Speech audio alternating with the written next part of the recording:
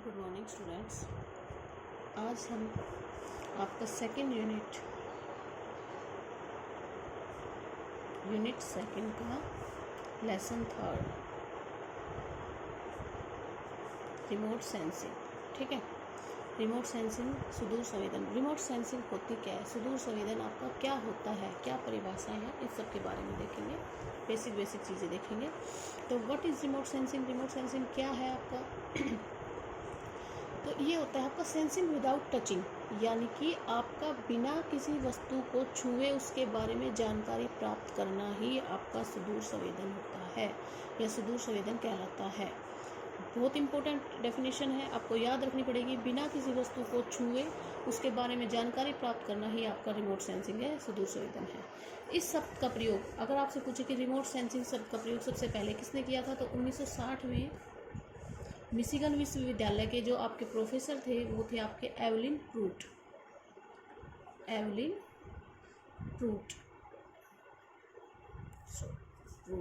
1960 में इन्होंने इस शब्द का प्रयोग किया था, एवलिन प्रूट ने। सुदूर संवेदन हमारी एक ऐसी प्रक्रिया है जो हम भूपृष्ठीय जो वस्तुएं और जो घटनाएं होती है ना, उनको संवेदन जो सेंसर होते हैं ना, उनके माध्यम से बिना किसी वस्तु के संपर्क में आए हम उसके बारे में जानकारी प्राप्त कर सकते हैं। आपको पता होगा कि हमारी जो आंखें हैं वो भी एक सेंसर की तरह होती हैं। आप कहीं भी जा रहे हो, कुछ दीवार पर कोई पोस्टर लगा हुआ है, कोई पड़ा हुआ है, तो आप उसको बिना छुए उसको अपनी आंखों से देख कर ही उसके बारे में जानकारी ले लेते हो कि हाँ, इस दीवार पर ये लिखा हुआ है, इस पोस्टर का मतलब ये है, इस वस्तु का मतलब ये है। तो हमारी आंखें क्या है, एक सेंसर है। हमारी नेचुरल सेंसर्स होते हैं हमारी आंखें, हमारे कान नेचुरल सेंसर्स होते हैं। हम दूर से ही किसी बात को सुनकर उसके बारे में जान लेते हैं कि हाँ वो आदमी ये कह रहा है, ठीक है। ऐसे ही कुछ आपका आर्टिफिशियल सेंसर्स होते हैं। तो रिमोट सेंसिंग में हम नेचुरल और आर्टिफिशियल दोनों सेंसर का काम करते हैं। हमारी आंखें भी एक सेंसर की तरह ही होती हैं, लेकिन हमारी आंखों की जो शक्तियाँ है वो सीमित होती है, हम कुछ ही दूर तक देख सकते हैं, ठीक है। तो ये मैंने आपको बताया है कि आपका जो रिमोट सेंसिंग है उसका अर्थ क्या है, और सबसे पहले किसने इनका प्रयोग किया था। एवलिन प्रूट ने किया था, मिशिगन विश्वविद्यालय के थे और 1960 में इन्होंने इसका प्रयोग किया था। अब कुछ परिभाषाएं हैं जिसमें आता है आपका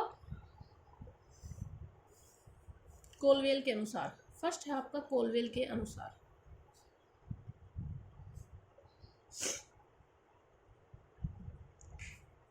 कोलवेल के अनुसार जब इन्होंने कहा, कोलवेल ने कहा कि विस्तृत शब्दों में अगर सुदूर संवेदन शब्द का अर्थ है कि किसी निश्चित दूरी से टोह लेना या सर्वेक्षण करना, किसी निश्चित दूरी से किसी वस्तु के को टोह लेना या उसके बारे में जानकारी प्राप्त करना ही आपका क्या कहलाता है, रिमोट सेंसिंग। ये किसने कहा था, कोलवेल ने कहा था। सेम परिभाषाएं मिलेंगी, सिर्फ आपका राइटर का नेम चेंज हो जाता है। जैसे जॉर्ज जोसेफ थे, उन्होंने क्या कहा, जिन वस्तुओं का अध्ययन करना है उन वस्तुओं के संपर्क में आए बिना ही दूर से माप लेना ही आपका रिमोट सेंसिंग है। मैंने आपको बताया, सिर्फ आपके जो है डेफिनेशन सेम मिलेगी, थोड़ा बहुत आपका अंतर होता है, बाकी आपका कुछ नहीं होता है। अब देखो, जब हमने ये परिभाषाएं, हमने इतनी परिभाषाएं कोलबेल की, जोसेफ की, एक स्ट्रोलर की भी है, तो इन सब परिभाषाओं से एक निष्कर्ष निकलता है जिसके आधार पर तीन चीज़ें महत्वपूर्ण होती है। एक, धरातलीय पदार्थ होना चाहिए आपका, टेरेस्ट्रियल जो आपका आइटम्स है।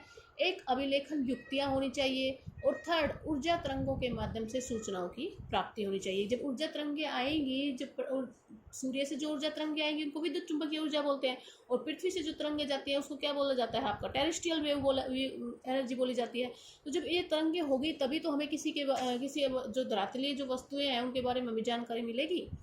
तो ये हमारे तीन इंपॉर्टेंट चीज़ें निकलकर सामने आती है। फिर आता है आपका हमारा जो रिमोट, ये जो आपका सुदूर संवेदन है, इसको दूर संवेदन भी बोल सकते हैं। सुदूर संवेदन के आधारभूत, सुदूर संवेदन के आधारभूत संवेदन, सेंसर जो है हमारे संवेदन, जिनको सेंसर इंग्लिश में इसको क्या बोला जाता है, सेंसर। जो संवेदन है वो दो प्रकार के होते हैं। कौन कौन से होते हैं, एक आपका होता है प्राकृतिक, मैंने अभी बताया था आपका, और एक आपका होता है कृत्रिम, ठीक है। प्राकृतिक में कौन कौन से आते हैं, हमारी आंखें, नाक, कान, हमारी त्वचा, ये क्या है? प्राकृतिक है, नेचुरल है। हमारी आँख, हमारा कान, नाक, त्वचा बिना किसी वस्तु के संपर्क में आए हमें देखने की, हमें सुनने की, सूंघने की, और त्वचा हमें क्या करवाती है? फील करने की, महसूस करने की हमें क्या देती है? शक्तियाँ प्रदान करती है। ये हमारे क्या है? हमारे नेचुरल उपकरण है हमारे पास।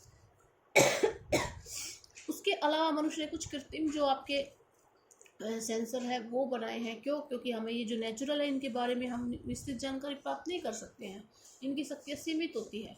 तो कृत्रिम जो आपके दूर संवेदन होते हैं वो 4 प्रकार के होते हैं। कृत्रिम कितने होते हैं आपके? 4 प्रकार के। तो पहला आपका आता है रेडियोमीटर। इनको याद रखना है। रेडियोमीटर क्या करता है? विद्युत चुंबकीय जो ऊर्जा है उसके सीमित खंड को मापता है।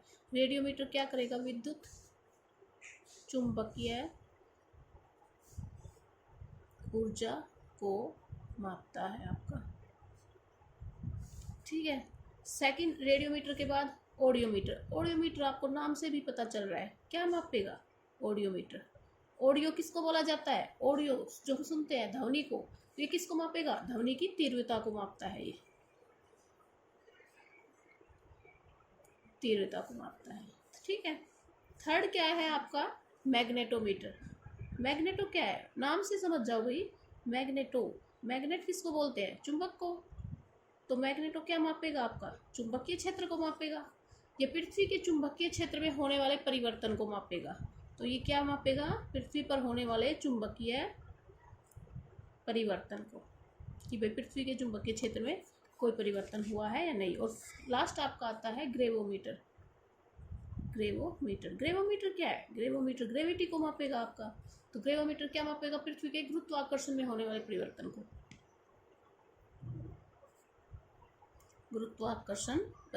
मापेगा। ठीक है। तो ये हमारे कृत्रिम क्या थे? सेंसर थे जो आपका, और हमारे नेचुरल सेंसर्स भी हमारे क्या थे? आँख, नाक, कान और त्वचा थी। और मनुष्य ने जो कृत्रिम सेंसर बनाए हैं जिसके द्वारा हमें जानकारी प्राप्त करनी है वो थे आपका रेडियोमीटर था, ऑडियोमीटर था, मैग्नेटोमीटर था और ग्रेवोमीटर था। रेडियोमीटर मापता है विद्युत चुंबकीय ऊर्जा को, ऑडियोमीटर ध्वनि की तीव्रता को, मैग्नेटोमीटर आपका चुंबकीय परिवर्तन होता है पृथ्वी पर उसको मापता है, और ग्रेविटोमीटर मापता है आपको पृथ्वी के जो चुंबक में होने वाले परिवर्तन को मापता है।